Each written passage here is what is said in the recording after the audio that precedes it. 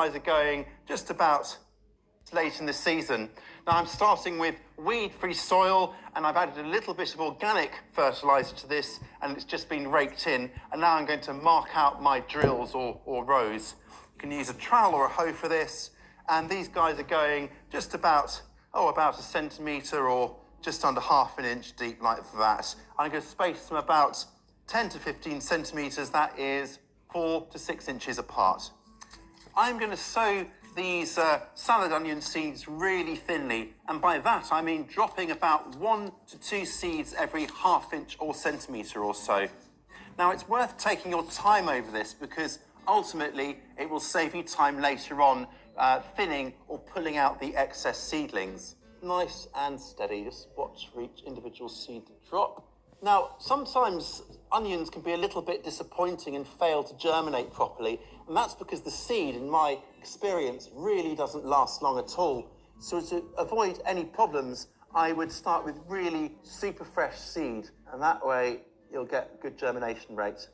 Cover the rows over once you're done sowing, and then to get them on their way, give them a really good drink of water. And then I'm going to make sure that this is kept weed-free at all times. Now these seedlings, once they pop up, will just tick away over the winter, and then in spring they'll put on fresh growth and give some of the earliest salad onions of the season. When it gets a bit colder, you can set up a temporary cold frame. Now it's still pretty mild here, if a little mizzly, but let me show you how to do it anyway.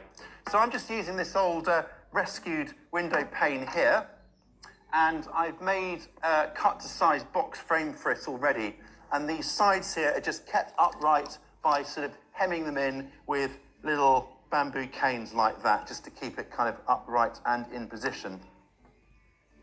I would take this lid off whenever it is warm in any way, like now for example, and that's to encourage a good airflow, because a good airflow is important to stop a kind of mouldy environment in there which could compromise your plants. But when it does get cold, this will really help to protect the old onions. We covered sowing winter salads in our last sowing video, the Sow These in September video.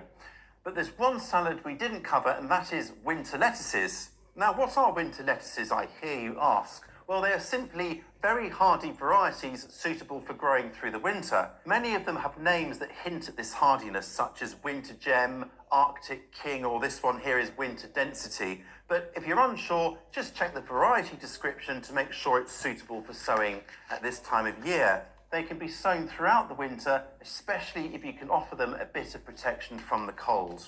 You can sow your lettuces direct into the soil, into prepared soil, but I'm starting them off in plug trays purely to keep the young seedlings safe from slugs and other pests while they're still small, and then they will go out once they're a little bit bigger. Now I'm trying to sow 2 seeds per plug here, and if they both come up, I will thin them out, just leave the strongest seedling in each. It's amazing the variety of seeds that you get in the packets. Now this one has 1,400 seeds, that's an awful lot.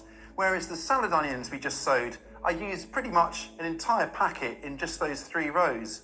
It's quite odd how it varies so much. Anyway, these are really super fresh. I can see on the packet they were only packed last month, so I'm not going to bother sieving the compost the potting mix like I usually do. I can just go straight over it because I know that the seedlings are almost certainly going to be pushing through because it's such fresh seed. These are covered up. I'll give them a good water to get them going. Now I'm going to start them off in here like I said, but once they've filled their little plugs, they will go outside, and I will space them about 8 inches or 20 centimetres apart in both directions into soil I have already improved with a bit of garden compost. To help them along, I'm going to cover them with a mini polythene tunnel. It's a very simple structure, and we will be looking at how to make one of those in next week's video, so do tune in for that. And these guys will be ready to pick and enjoy probably early spring. Cauliflowers are one of those super versatile vegetables worth making space for if you can. I love them in like curries, soups, and as a bloat-free alternative to rice. Now they have got a bit of a reputation as being tricky to grow, but the trick is to make sure that they grow on steadily uninterrupted by potting them on where they need to and by planting them out promptly and keeping them well watered. Do that and they should grow just fine. Autumn sowing cauliflowers offer a not to be missed opportunity to bag yourself an extra early crop next summer. Now I reckon they're a little bit easier to grow than other cauliflowers, and that's because they're often done before the real heat of summer can thwack them back, and they're also completed before those pesky caterpillars start to nibble at brassicas, so they often avoid those pests too. So while they do need to be overwintered in some form of protection like a cold frame, they do actually offer a less troublesome prospect. I'm starting my cauliflowers off under cover just to keep them away from pigeons and other pests early on at least. Now, I'm going to just sow them into this just all-purpose potting mix here. This is an F1 hybrid variety, which means it's meant to be extra vigorous and reliable. So I figured it's worth it just to increase my chances. So I'm sowing them in here, and they'll just be germinated in here in their own time because it is still fairly warm. But if it's getting a bit cold where you are, then maybe germinate them inside and then bring them outside again into the greenhouse or cold frame once you can see the seedlings. And then we'll just cover them over with a bit of sieved mix like that. Once the seedlings are up, I will carefully transfer them into their own plugs or pots, handling them by the leaves only to avoid snapping the delicate stem. They'll then grow on under protection until it's time to go out in spring. And at that point, they should be around, 6 inches or 15 centimetres tall, roughly. And I will plant them about 1.5 to 2 foot, that is 45 to 60 centimetres apart in both directions. With more ground being vacated by summer crops, we've got a golden opportunity to sow ourselves a cover crop or green manure. Now, a cover crop is simply a crop that gives something back to the soil, either by improving its structure, its fertility, or both. It will also keep the soil covered, protecting it from heavy rain or, in the summer, intense heat. And here's what I'm going to be sowing. It's a winter mix, and look at that chunky seed packet. It's got 2 great cover crops in here. It's got winter tares, which will fix nitrogen at the roots for a future crop, and it's got grazing rye or ryegrass, which has really deep roots and therefore helps to break up the soil and improve its structure. Once this is sown, it'll grow, germinate and spread really quickly, cover the soil over winter, and then I will dig it in or hoe it in early spring, a couple of weeks before I'm ready to sow or plant. Time to sow. Just get a nice even coverage, broadcast or scattering the seeds evenly over the surface like that. And then we'll rake it in once we're done. Now I'm just gonna let the gentle autumn rains start this off, no need to water it. What I love about this is that we're creating all this lovely biomass to enrich the soil, literally out of thin air and of course a bit of rain. And that's it, it's almost sort of like magic, isn't it? And it's really useful if, like me, you do struggle to make enough of your own garden compost. And we're raking it in just so the seed is in good contact with the soil. And at last, our mystery plant. And what is it? Well, it's called the oyster leaf plant, Latin name Martensia maritima. It's also called the vegetarian's oyster because this fleshy-leafed plant has a salty tang and a seafood flavour. The oyster leaf plant originates from the rocky shores and shingly beaches of northern Europe, including Scotland, as well as Alaska, maritime Canada, and New England.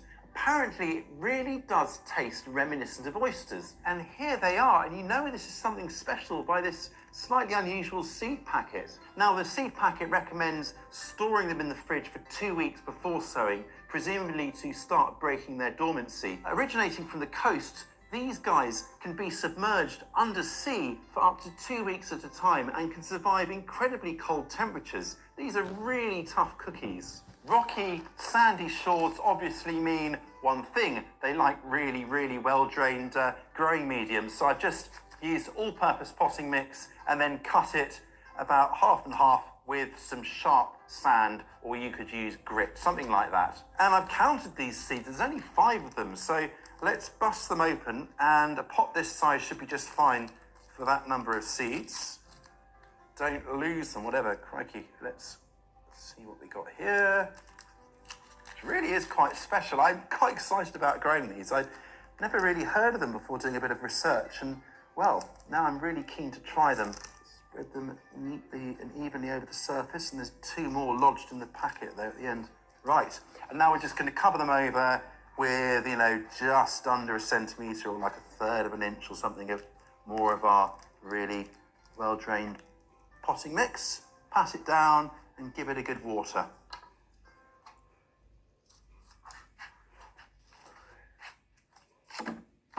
The cold weather treatment continues now actually, so they need to be kept in a fairly cool place over the winter. So I'm going to pop them into this cold frame here, and then hopefully the seedlings should appear sometime in spring, and when they do, I will carefully separate them out and pop them on into their own containers, again using that free draining mix. Now I could plant them into any free draining soil outside once they are big enough, but it needs to be somewhere that gets morning sun but then is shaded from the warmer afternoon sun. I'm going to play it safe, I think, and just continue to grow them in larger containers in that draining mix. So in they go, and I will check on them from time to time just to keep them nicely moist. I really can't wait